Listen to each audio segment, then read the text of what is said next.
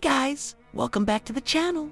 Today, I've got something wild to share, a real, personal story that still keeps me up at night. Imagine moving into your dream house, only to find out it's hiding something dark, something that won't let you go. That's what happened to me. And trust me, this isn't some made-up tale, it's raw, it's real, and it's terrifying. Stick around to hear every creepy detail. And if you're into true horror stories like this, don't forget to hit that subscribe button. Give this video a like, and ring that bell so you never miss an upload. Let's dive into what went down in that house. Trust me, you're not ready for this. I'd only been in the house for about a week when it all went down. We'd moved in hoping for a fresh start. New town, new place, the whole deal. The house was old, like something out of a history book, with creaky wooden floors and these tall, narrow windows that let in barely any light. It smelled like damp wood and something sour I couldn't place. The real estate lady said it had been empty for years, which made sense with all the dust and cobwebs we found. I didn't think much of it at first, just figured it needed some airing out. My wife and kids were excited, unpacking boxers, making it ours. But that first week, I kept noticing little things, like how the air felt heavy, thicker than it should have, especially downstairs. I brushed it off as me being tired from the move, but deep down, I knew something wasn't right. That Saturday, I think it was started normal enough. I was in the kitchen, messing with the coffee maker, when I heard this faint creak from the hallway. Not loud, just a slow groan, like someone shifting their weight on the floorboards. I peeked out, figuring it was one of the kids, but no one was there. The hallway stretched out long and dim, with this faded green wallpaper peeling at the edges. I called out, "Hey, you guys upstairs?" No answer. My wife yelled from the bedroom that they were all up there unpacking. I stood there, staring down that empty hall, and that's when I saw the basement door was cracked open.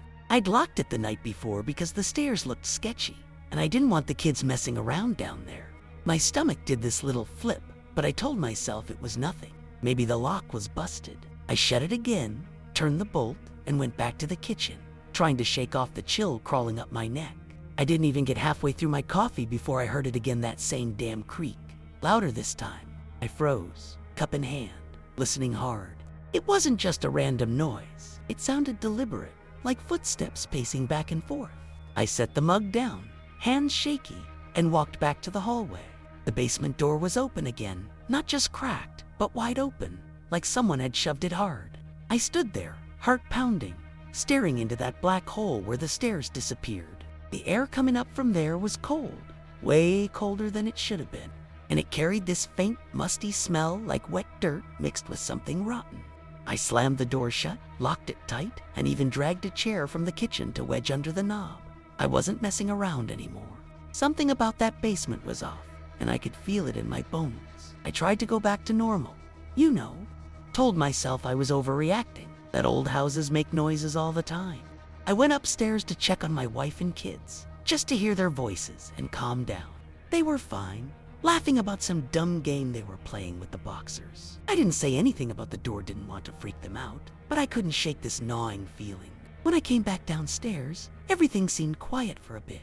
I started unpacking some plates in the kitchen, keeping the hallway in the corner of my eye. Then, out of nowhere, this shadow flicked across the wall like someone walked past real quick. I spun around, but the hall was empty. No one was there.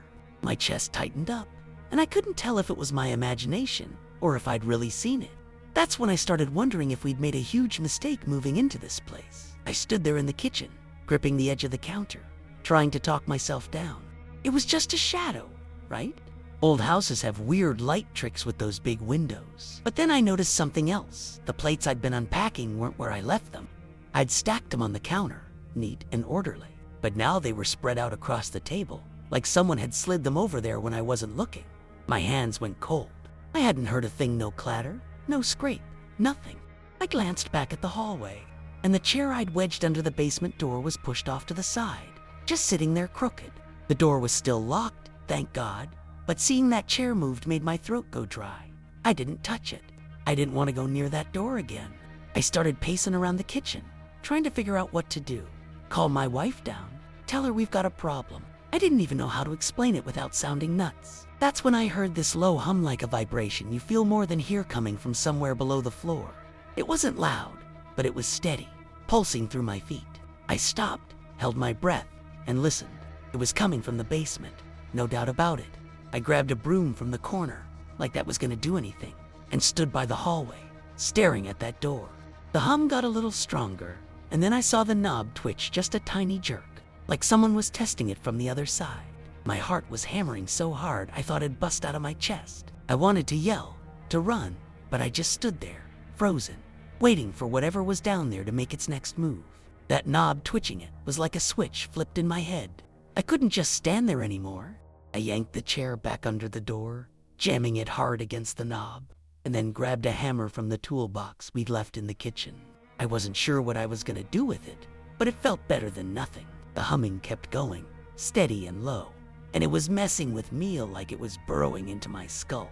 I kept my eyes glued to that door, waiting for it to fly open or something worse. My breathing was all over the place, shallow and fast, and I could feel sweat trickling down my back, even though the house was freezing.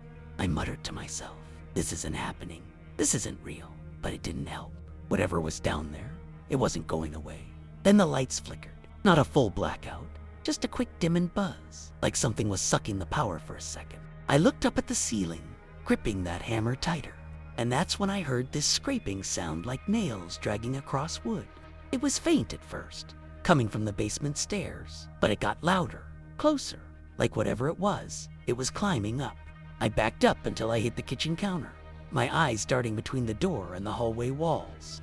The scraping stopped right behind the door, and I swear I heard this heavy breathing, slow, raspy, like an animal sniffing around.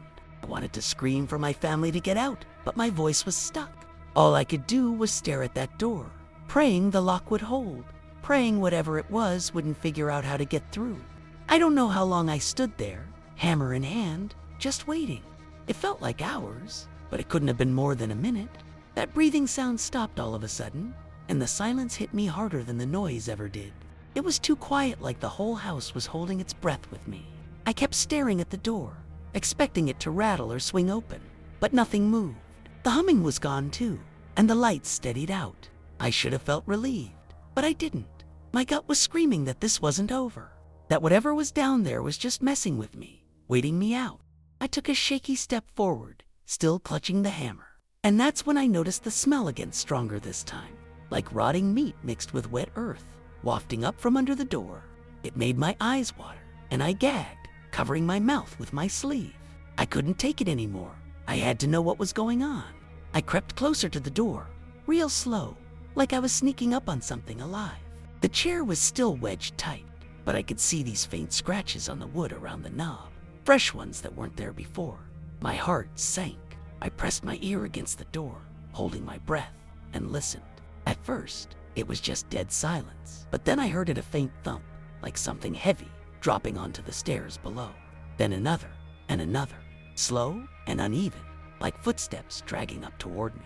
I stumbled back, tripping over my own feet, and hit the floor hard. The thumps stopped, and I just sat there, staring at the door, waiting for it to burst open. My mind was racing. What the hell was in this house with us? I scrambled to my feet, my hands shaking so bad I almost dropped the hammer. I didn't know what to do, run upstairs and grab my family, or stay there and keep whatever it was from getting out.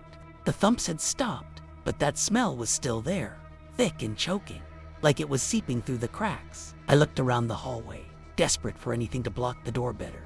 There was an old coat rack by the front entrance, heavy and solid, so I dragged it over, my arms burning from the effort. I shoved it against the chair, piling on more weight, and stepped back, panting. It wasn't much, but it made me feel like I had some control. The whole time, I kept glancing at the door, half expecting to see it bulge or hear that breathing again.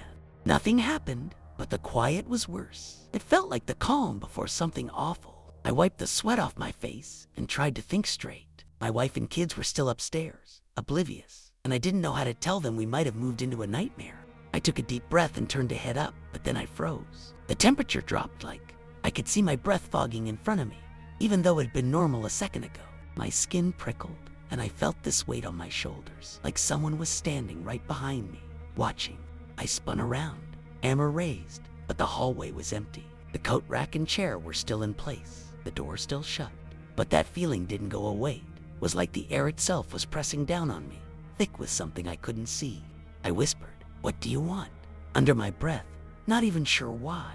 That's when the lights flickered again, and I heard a single, sharp knock from the other side of the basement door. That knock, it wasn't loud, but it hit me like a punch. One hard tap, clear as day, right on the basement door. I stumbled back, my breath catching in my throat, and just stared at it. The hammer felt useless in my hand, like it wouldn't do a damn thing against whatever was down there. The cold was biting now, sinking into my bones, and that weight on my shoulders got heavier, like invisible hands pushing me down. I kept waiting for another knock, for the door to shake. Something, but it was just silence again. That awful, suffocating silence. The smell was unbearable, curling up my nose, making me dizzy. I backed up toward the stairs, not taking my eyes off the door, and fumbled for the railing. I needed to get my family out of here, now. I took one step up, and that's when I heard a laugh. Not loud, not crazy, just this low, raspy chuckle. Like someone was standing at the bottom of those basement stairs, amused at me freaking out. It wasn't human.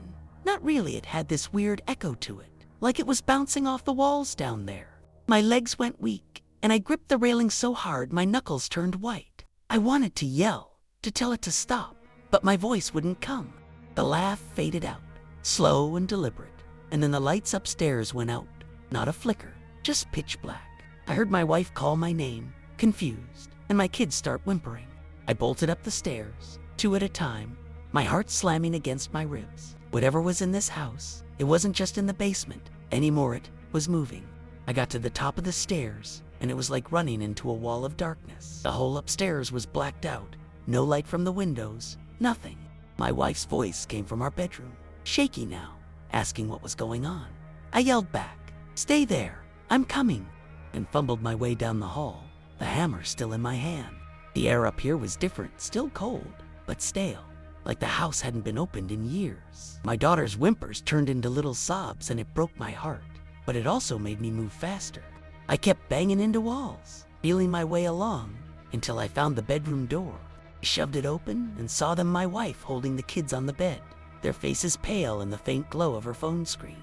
She looked at me, eyes wide, and said, "The power's out, and it's freezing. What's happening?" I didn't know how to answer her. I just grabbed her arm and pulled her up, telling her we had to go, right now. The kids clung to her, crying, and I tried to keep my voice steady, saying it was probably just a fuse, but we'd figure it out outside.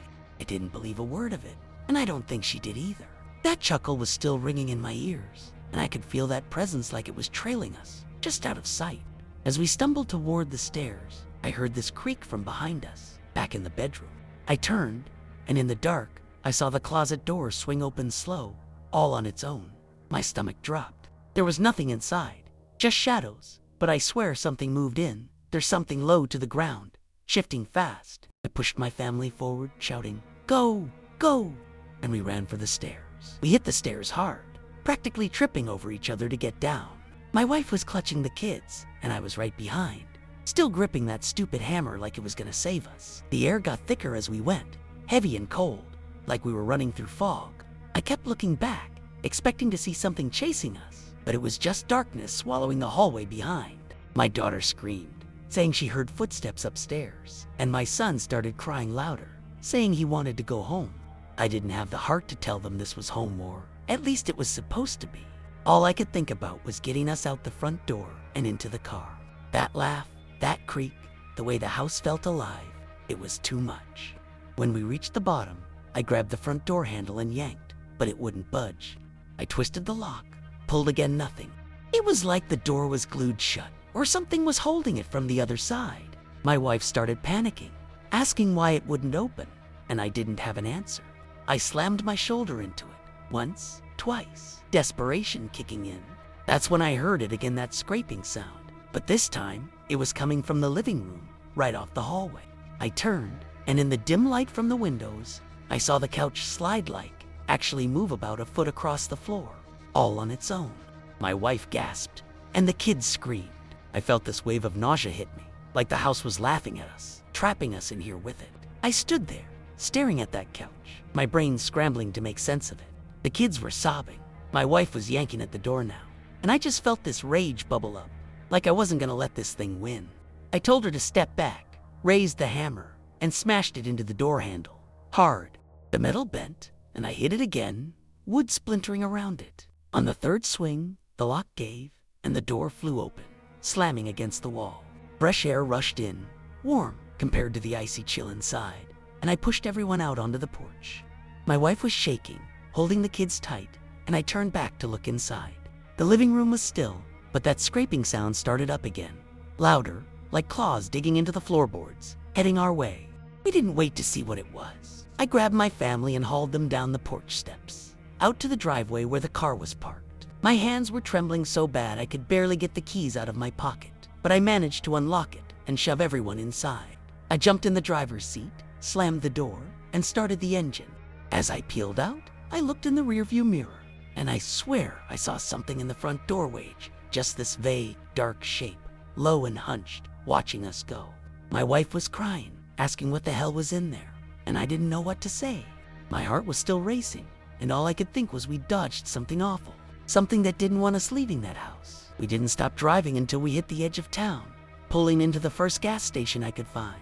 The kids were still crying in the back, huddled together, and my wife just sat there, staring out the window, her face white as a sheet. I turned off the car and rested my head on the steering wheel, trying to catch my breath. My shirt was soaked with sweat, and my hands wouldn't stop shaking. I kept replaying it, all the door, the couch, that shape in the doorway like it was burned into my brain. I didn't know what to tell my family, didn't know how to explain any of it. All I knew was we weren't going back, not for clothes, not for anything. That house could keep it all. I finally looked up at my wife and said, "We're done with that place." She nodded, slow, like she was still processing it. I asked if she saw anything when we ran out, and she whispered. I felt that something brushed my leg on the stairs. My stomach twisted.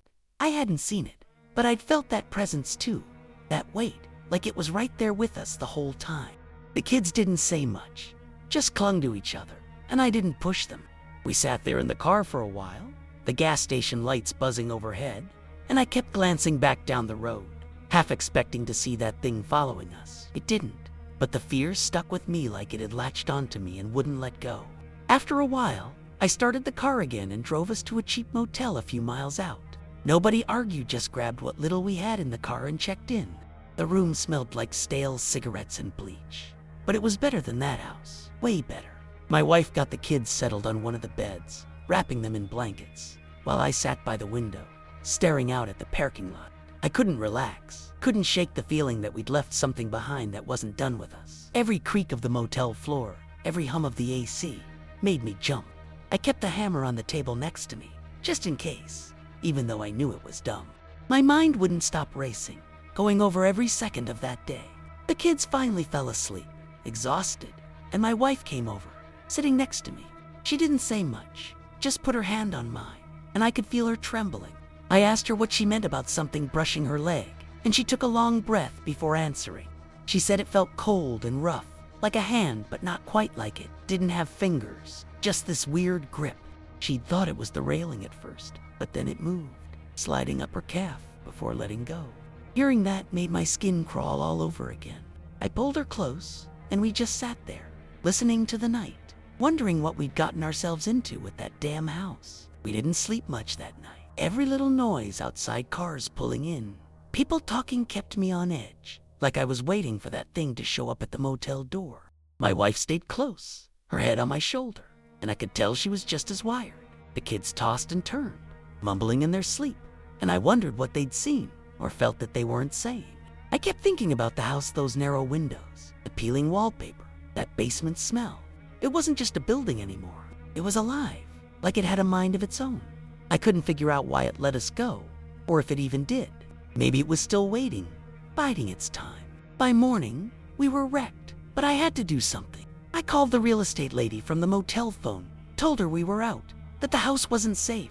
She sounded confused, asked what I meant, and I didn't know how to explain without sounding like a lunatic. I just said there were problems and we weren't coming back. Keep the deposit, whatever. She tried to argue, saying it was an old place, probably just settling, but I cut her off. I didn't care about her excuses. I hung up, and my wife looked at me, asking what we'd do next. I didn't have an answer.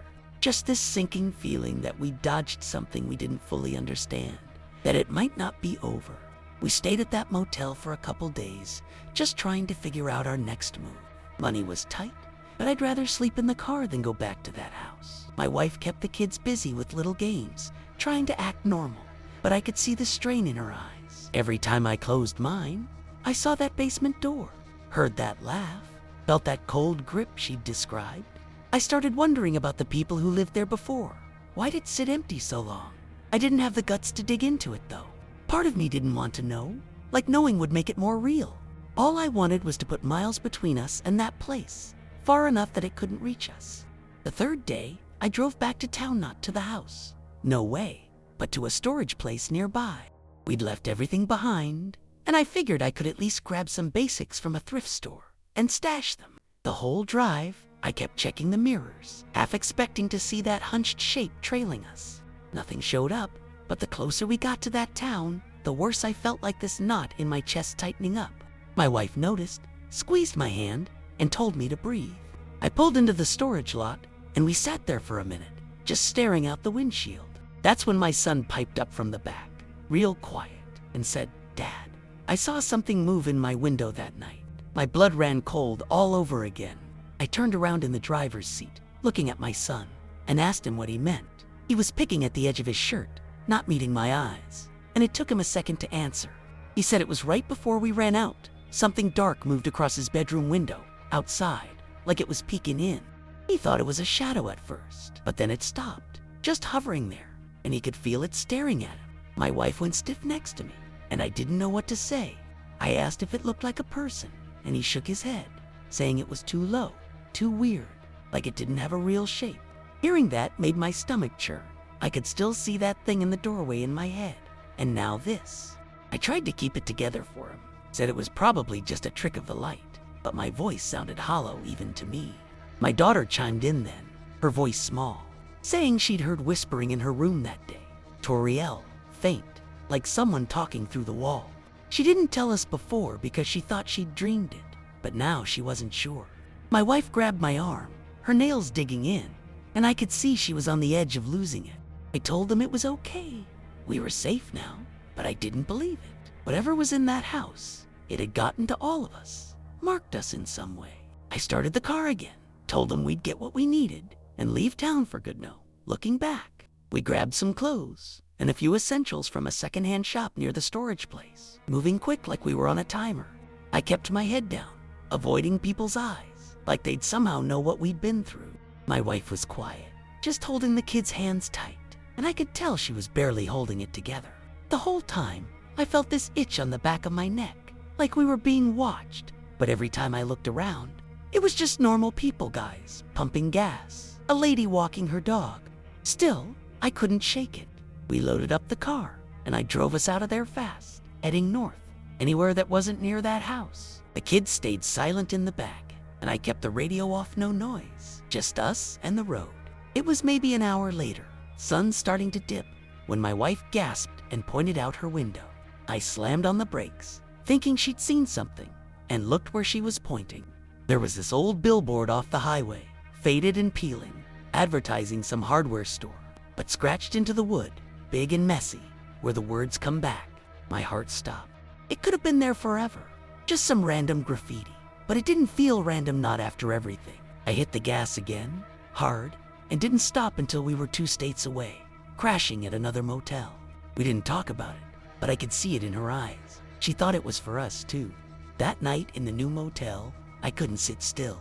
I kept pacing the room, checking the locks, peeking out the curtains like something might have followed us all that way. My wife tried to sleep, curled up with the kids, but I could hear her breathing too fast, too uneven. I sat on the edge of the bed, hands on my knees, staring at the hammer I'd brought in from the car. It was scratched up now, dented from the door, and I kept it close like some kind of lifeline. Every creak of the building made me flinch. Every shadow outside the window looked wrong. I kept telling myself we were far enough that it couldn't reach us here, but deep down, I wasn't sure. That house felt like it had claws, and they dug in deep. Around 3 a.m., I gave up and went to the bathroom to splash water on my face, just to stay awake. The fluorescent light buzzed, flickering a little, and I leaned on the sink, staring at myself in the mirror. I looked like Helly's bloodshot, skin gray, like I'd aged 10 years in a week. That's when I noticed my reflection blinked before I did. I froze, water dripping off my chin, and watched as it happened again. My face in the mirror blinked, slow and deliberate, while I stood there, eyes wide open. My chest seized up, and I stumbled back, hitting the wall. I blinked hard, rubbed my eyes, but when I looked again, it was just me tired, freaked out me. I didn't tell my wife. I couldn't. But I knew then that whatever we'd left in that house, a piece of it might have come with us. I didn't go back to bed after that. I sat in the chair by the door, hammer in my lap, watching my family sleep and listening to every sound outside. The mirror thing, I tried to tell myself it was exhaustion, that my brain was messing with me after everything. But it didn't feel like a trick.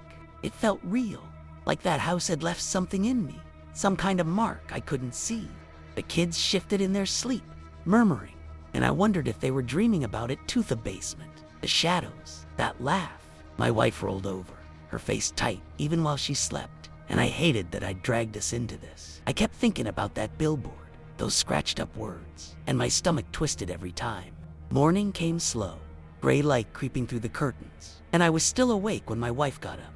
She didn't ask why I was sitting there, just gave me this look like she knew I hadn't slept and didn't need to hear why. We packed up quick, got the kids some breakfast from the vending machine, and hit the road again. I didn't have a plan, just kept driving, putting more miles between us and that town. The farther we got, the less that itch on my neck bothered me, but it never went away completely. I kept checking the mirrors, half expecting to see that hunched shape again, or worse, my own reflection doing something I wasn't. We didn't talk much, just drove, like if we stayed quiet, it'd all fade away. We ended up crashing with my brother a few days later, about 4 states away. He didn't ask too many questions when I called ahead, just said we could stay as long as we needed. His place was small, a little messy, but it felt normal, warm, loud with his dog barking. Nothing like that house. The kids perked up a bit, playing with the dog, and my wife started smiling again, even if it was forced. I tried to act like everything was fine, unloading our thrift store bags, but I couldn't shake this heaviness. Every night, I'd lie there on his couch, staring at the ceiling, waiting for something, a creak, a laugh, anything. It didn't come, but I still felt it, like that house was stuck in my head, replaying itself over and over. My brother noticed I was off after a couple days. He cornered me in the kitchen one morning, handing me a coffee, and asked what really happened. I didn't want to tell him, didn't want him thinking I'd lost it, but I caved. I kept it short, just said the house was bad. Things moved, we got scared and left. He raised an eyebrow, sipped his coffee, and said, "Sounds like you pissed something off." I laughed, but it came out shaky, and he didn't push it. Later, I caught him Googling the address on his phone, but he didn't say what he found. I didn't ask. Part of me was terrified he'd dig up something that'd make it worse, something that'd explain why it all stopped so sudden, like it was waiting for us to come back. Living with my brother helped, but it didn't erase what happened. I'd catch myself staring out his window sometimes, expecting to see that dark shape lurking in the yard. Or I'd wake up in a cold sweat, thinking I heard that basement door creak open. My wife started having nightmares. Too, she wouldn't tell me much, just that she kept seeing the house, empty, but waiting. The kids seemed okay during the day, running around with the dog, but at night, they'd crawl into bed with us, saying they didn't like the shadows in their room. I'd check, find nothing, but I knew what they meant. It was that same feeling, like something was there, just out of sight, watching us settle into this new normal like it was some kind of game. I started avoiding mirrors after that motel night. I'd shave with the door open, use the reflection in the window instead, anything to not look too long. Once, I swore I saw my eyes move in the glass of my brother's TV when it was off, but I blinked and it was gone. I didn't tell anyone, just turned the TV to face the wall and left it like that. My brother probably thought I was nuts, but he didn't say anything. I kept busy, helping him fix stuff around the house, anything to keep my hands moving and my mind off that place. But every quiet moment, it crept back in that smell, that laugh, the way the air went cold. It was like the house wasn't done with me, even hundreds of miles away. One night, about a week into staying with my brother, I couldn't take it anymore. I grabbed his laptop while everyone was asleep and started searching for anything about that house. I didn't know what I was looking for, just something to make sense of it. I typed in the address, scrolled through old listings, and found nothing at first, just the same real estate crap we'd seen before. Then I hit some local forum, buried deep in a thread about creepy places in town. Someone had posted years back about the house on Elm with the bad basement. My hands went cold reading it. They didn't say much, just that people didn't stay long, that it felt wrong down there. No details, no ghost stories, just that vague warning. I shut the laptop quick, like I'd woken something up just by looking. The next morning, I was jumpy as hell, spilling coffee, snapping at the kids for no reason. My wife pulled me aside, asked what was wrong, and I didn't want to tell her I'd gone digging. I just said I hadn't slept good, which wasn't a lie. She didn't buy it, kept pushing, and I finally mumbled about the forum. Her face went tight, and she told me to stop looking, that we needed to let it go. I nodded, but I couldn't not really. That day I kept feeling this prickling on my skin, like static, and every time I passed a window, I'd check outside, half expecting to see come back scratched into the dirt. Nothing was there, but the feeling stuck, like the house knew I'd peeked into its past and didn't like it. After that, I tried to listen to my wife, tried to let it go. I stopped searching online, kept my head down, focused on the kids and helping my brother out. But it was like the house wouldn't let me forget. I'd be washing dishes, and out of nowhere, that musty basement smell would hit me. Faint but real, gone as quick as it came. I'd freeze, look around, but the kitchen was just the kitchen.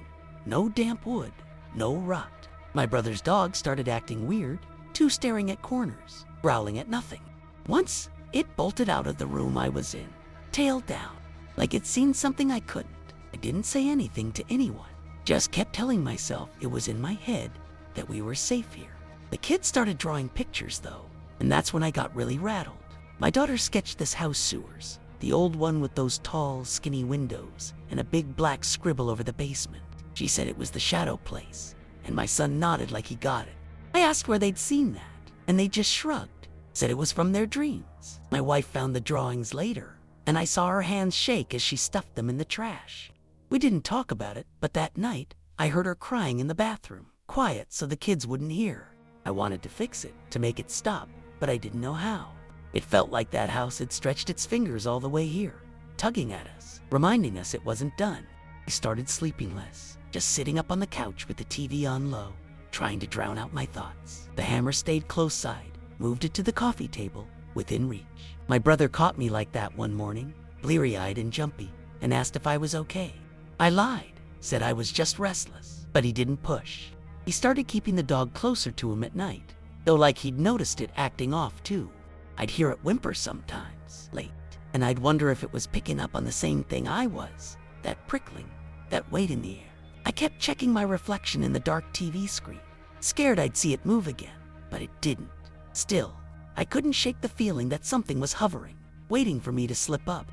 Then one afternoon, my son came running in from the backyard, face pale, saying he'd heard something.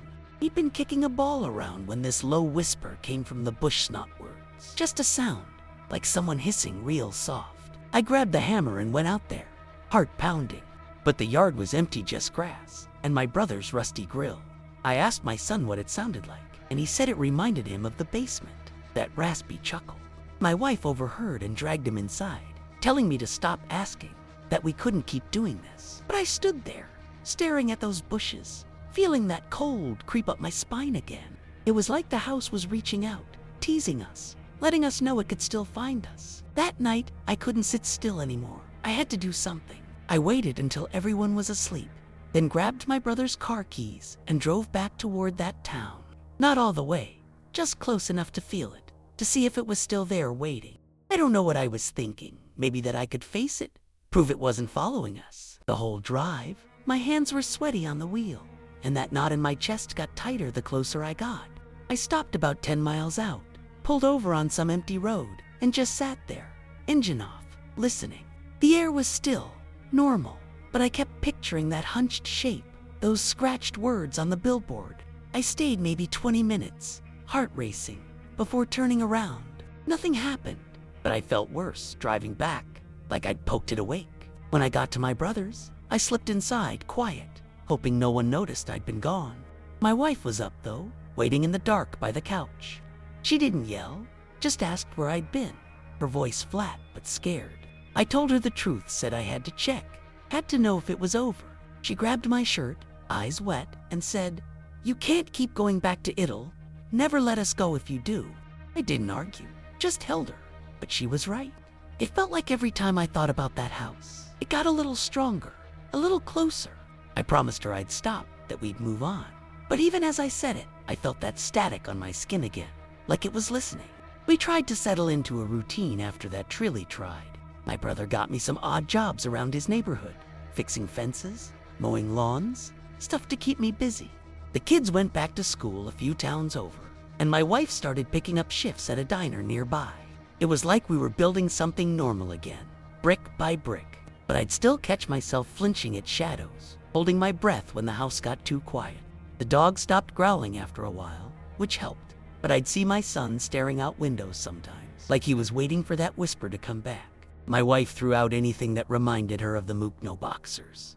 No old keys, nothing. We didn't talk about it anymore, but it was there, hanging over us like a cloud we couldn't shake. Then one day, I got a call from the real estate lady. I almost didn't pick up a known number, but something made me sounded off.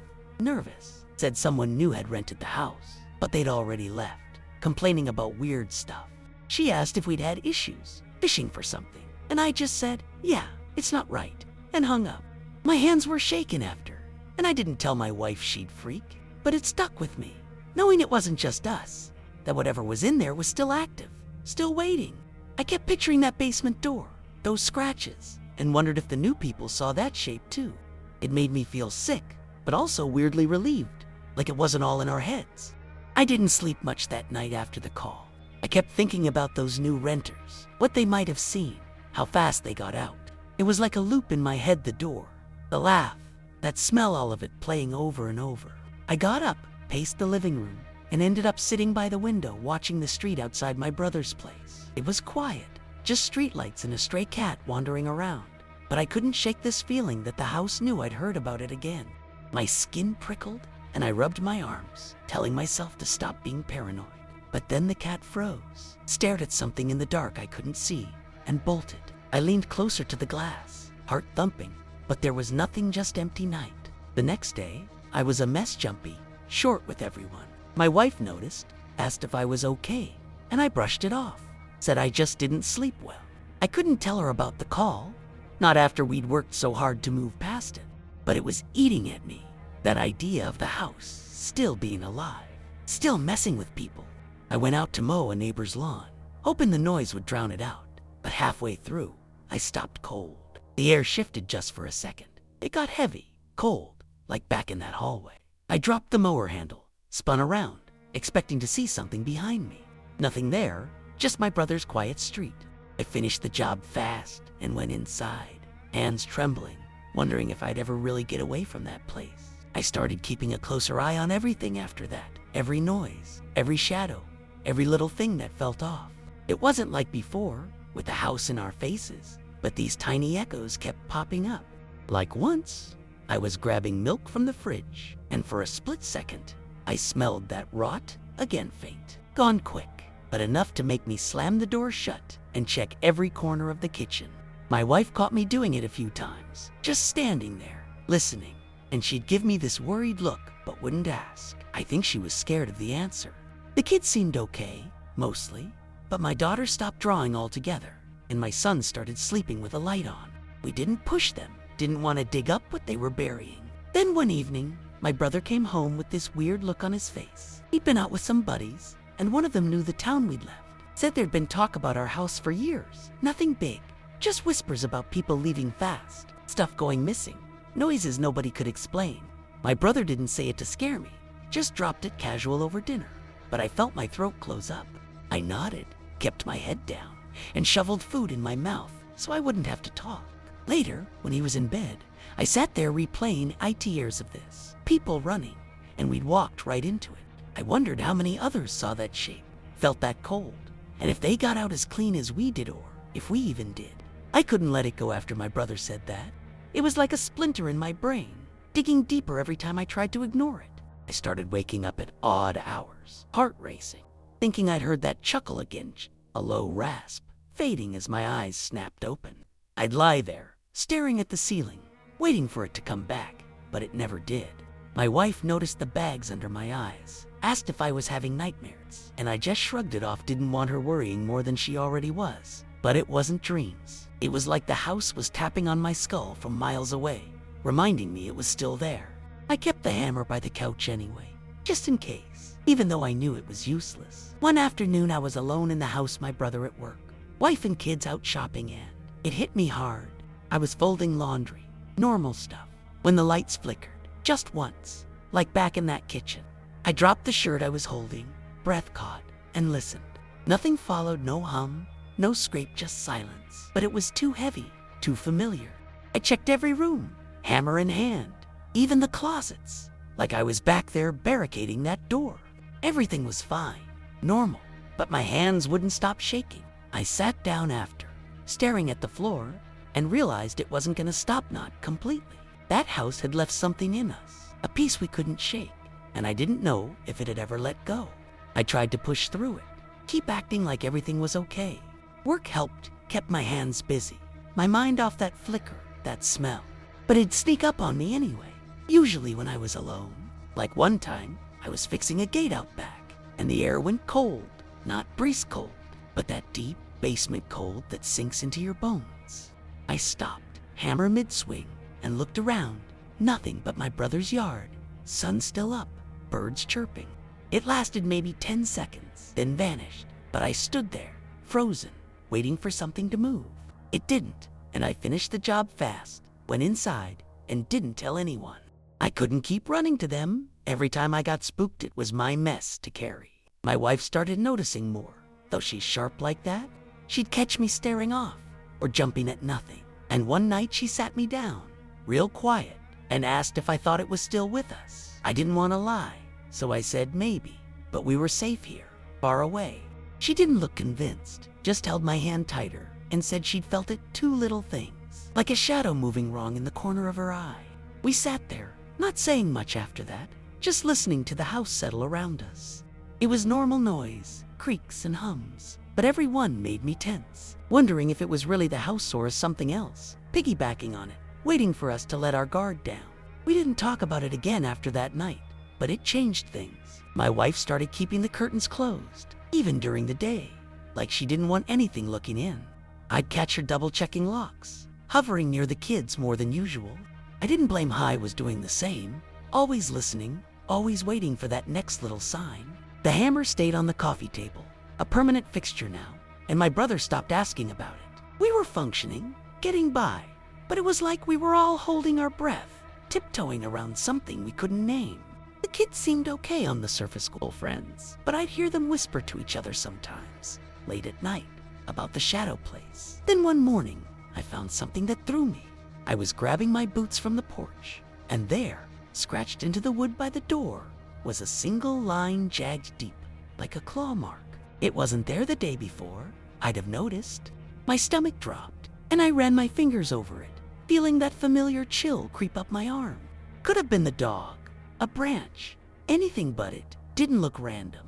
I covered it with a mat, didn't tell my wife, and spent the day outside, keeping busy. But I kept picturing those scratches on the basement door, that slow drag of nails, and wondered if it was a message, a little nudge from that house, saying it hadn't forgotten us. I couldn't stop thinking about that scratch all day.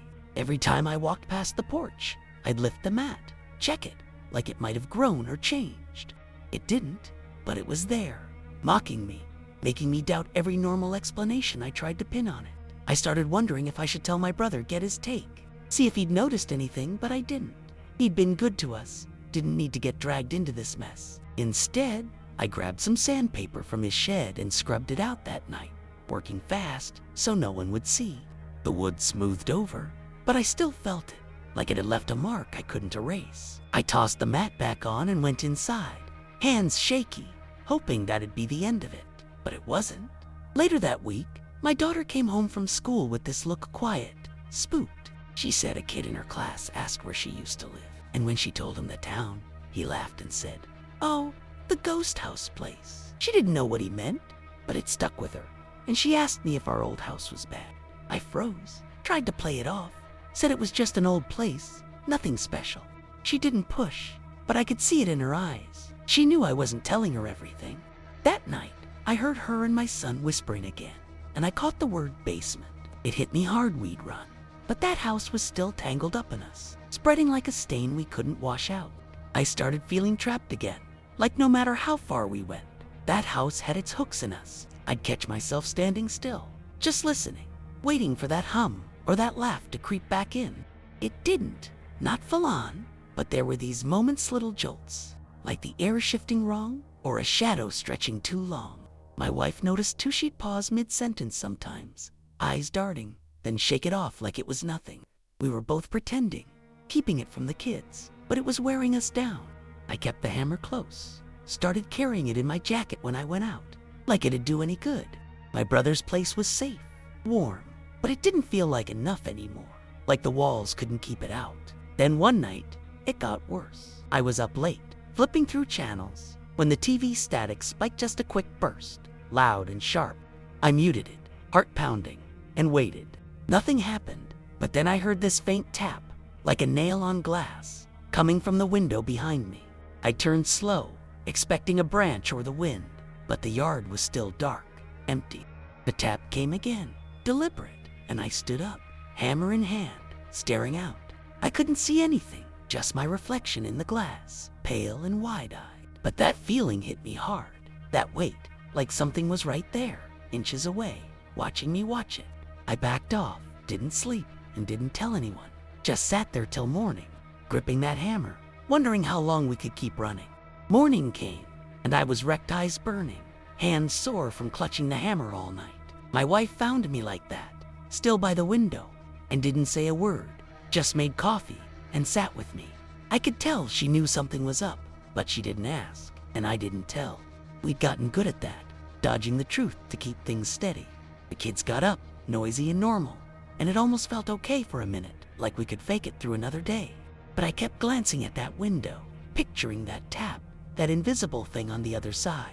I scrubbed the glass later, like that'd wipe it away, but the feeling stuck, heavy and cold, like it had settled into the room with us. That afternoon, my brother came home with a package, some mail, forwarded from the old address. It was just junk, ads and a bill, but seeing that house number in print made my chest tighten.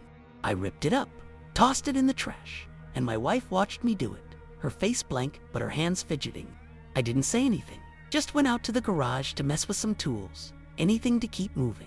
While I was out there, I heard my son yell. He'd tripped in the yard, scraped his knee. I ran out and he was fine, but he pointed at the ground, saying he'd seen something move under the dirt, like a shadow sliding fast. I looked, nothing but grass and mud, but my skin crawled, and I hustled him inside quick, telling myself it was just a kid's imagination, not the house reaching out again. I couldn't shake what my son said about the shadow in the dirt. It was too close to everything else, too real. I started watching the yard more, standing by the back door after dinner, scanning the grass like it'd give me answers. Nothing moved, nothing showed up, but I felt it, that same itch, that prickling on my neck. My wife caught me out there one night, arms crossed, and told me I was scaring her, that I had to stop acting like it was still here. I wanted to argue, to tell her about the taps, the dirt, all of it, but I just nodded and went inside. She was right.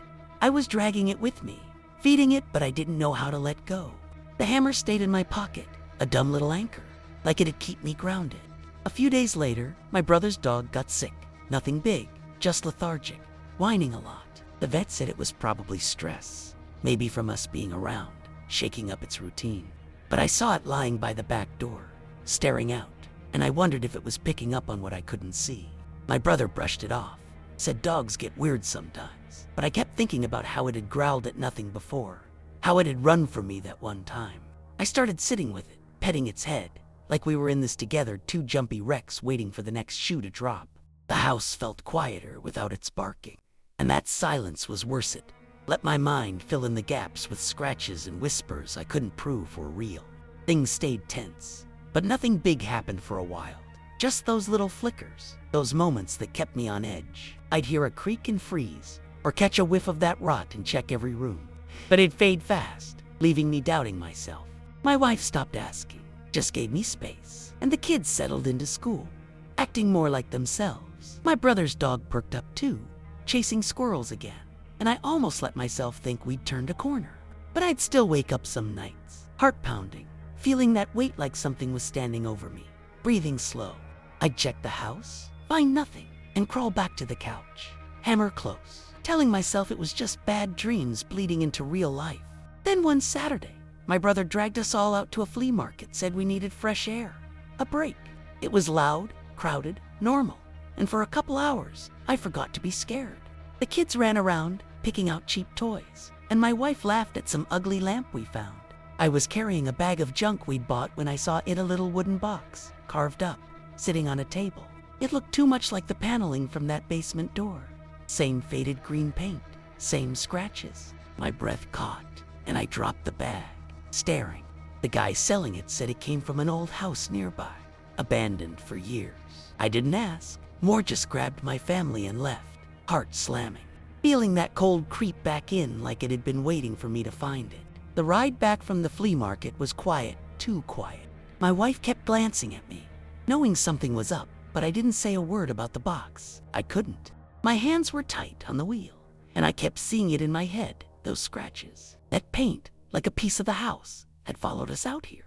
The kids were in the back, playing with their toys, oblivious. But I felt like I'd brought something back with us, stirred it up again.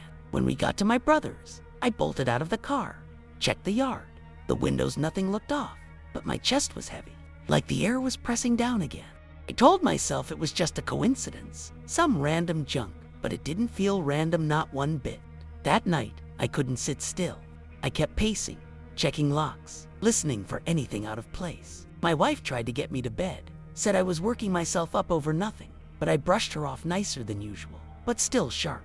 I ended up on the couch again, hammer in hand, staring at the dark TV screen. Around midnight, it happened. The power flickered, just a quick dip, and I heard that tap again. Same as before, on the window. I jumped up, looked out, nothing but the yard, still in black. But then I saw it in the glass, my reflection, blinking slow. While I stood there, eyes locked open. I stumbled back, heart in my throat, and it stopped, just me again, pale and freaked. I didn't sleep, didn't move, just waited for morning, knowing that box had woken it up.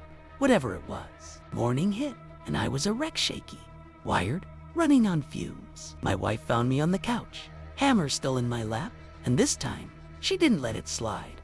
She sat down, grabbed my hand, and made me tell her what was going on. I spilled at the box at the market, the reflection, the tap, everything I'd been holding back. Her face went pale, but she didn't freak out, just squeezed my hand tighter and said, we couldn't keep living like this. I nodded, feeling like crap for dragging her through it again, but I didn't know how to stop it. She told me to throw out the hammer, said it was keeping me tied to that day, and maybe she was right. I chucked it in the garage trash later, but my hands felt empty without it. The day went on, normal enough, kids at school, my brother out, my wife at the diner. I stayed home, tried to nap, but every noise jolted me awake. Around noon, I heard something, a low hum, faint, like it was coming from under the floor. I shot up, checked the basement door, here my brother's basement. Not that one, but it was locked, quiet. The hum stopped, and I stood there, sweating, telling myself it was the pipes or something dumb. But then the dog started whining, pacing by the back door, and I saw a tall shadow flicker across the yard, fast, gone before I could blink. I didn't grab the hammer, just watched, heart pounding, wondering if throwing it out had pissed it off or if it had never really left. I didn't tell my wife about the hum or the shadow, she'd had enough, and I didn't want to pull her back into that spiral.